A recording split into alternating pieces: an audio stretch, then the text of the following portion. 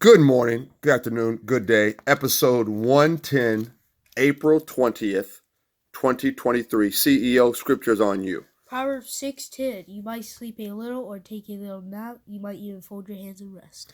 What are we talking about? A little bit of sleep, a little bit of slumber, and poverty will creep up on you. It's true.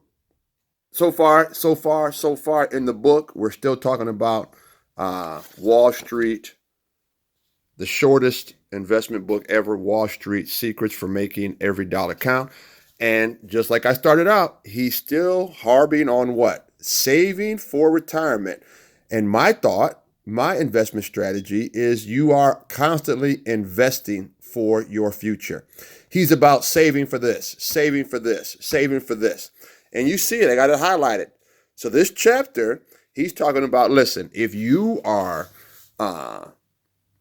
afraid or not up to snuff, don't want to put the work in, he's talking about there's something that's what's called a life cycle fund or a target dated fund where you can actually put your money in. And basically what happens is this: you go to one of these investment agents or agencies or investment brokers, and they have what's called mutual funds. And these mutual funds have on them what's called a target date. And so they every 5 years. So for example, it'll be 2015, 2020, 2025, 2030, 2040, 2045, 2050, 2055. And what happens is you picked the closest target date that you are to retirement, and they do all the work for you. They move the money around, they do asset allocation, they put bonds, stocks, cash, liquidity. So this is what he's about. In this chapter, if you don't want to do it yourself, there's people out there that'll do it for you. And guess what he's saying? Hey, you can put the book down. He said, look, it says right here. This might be it for you. What does he say?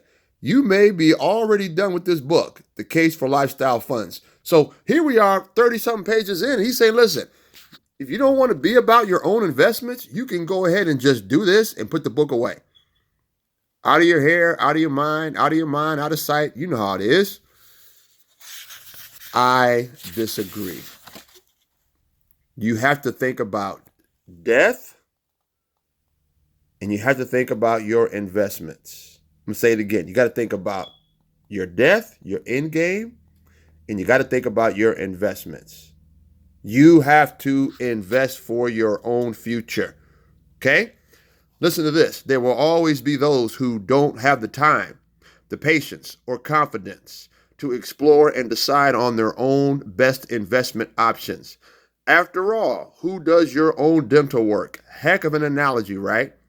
Heck of an analogy. He goes from people who don't want to take the time to learn about investing, about your own future, to doing your own dental work. No. What I do like about this chapter, though, is he says that there is a glossary in the back, and you can increase your vocabulary of investing. And you know the plan for this year is to do what? Increase your financial literacy. 5 quick things you need to understand if you're going to be about investing your own money. Number 1, you must be disciplined. Number 2, there is a level of diversification. Number 3, look to lower your costs, meaning your fees, and put time on your side. The earlier you start, the better you have of increasing your odds of success. And get used to not being able to control the circumstances that are not under your hand. Let me say it like this. Be considerate of circumstances that are beyond your control. Look at the internet. Look at the newspaper. Look at what's going on in your own community. Look around the world. You can't control everything and everybody. But guess what? You see what it says? Learn to invest on your own. I'm going to say it again. Learn to invest on your own. Do the hard work of understanding what it means to take advantage and take control of your own financial future. And guess what? He says it again. If you'd rather not bother learning about how to invest for your retirement, then stop right here. Go ahead and go pick up a life cycle fund. Go grab a mutual fund that has a target date behind it, and you're done. But I'm going to tell you right now, they're going to give you a small percentage of what your money actually made.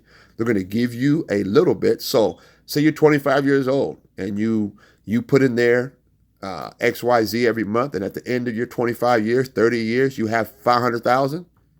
If they give you $500,000, they've made $5 million. What am I telling you to do?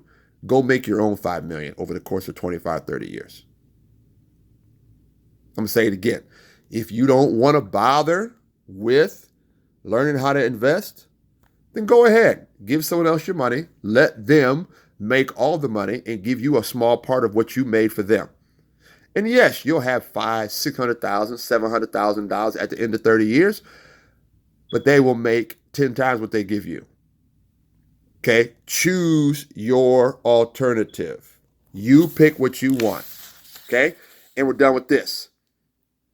If you are the hands-on type who would rather take action, take control of your own investments, and benefit from a wide range of choices, then put the cap on, get your notebook out, grab your cup of tea, green tea, black tea, orange tea, cinnamon tea, decaffeinated if be, or grab yourself a green smoothie, which we have every morning. It's part of our routine right here, and get to it.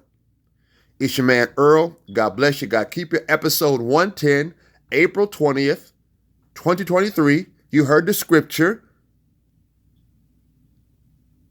You might sleep a little or take a little nap. You might even fold your hands to rest. What am I talking about? A little bit of sleep, a little bit of slumber. You don't take advantage. You don't take responsibility for your own financial future, and poverty will come upon you. God bless you. God keep you. It's your man Earl. I'm out. Peace.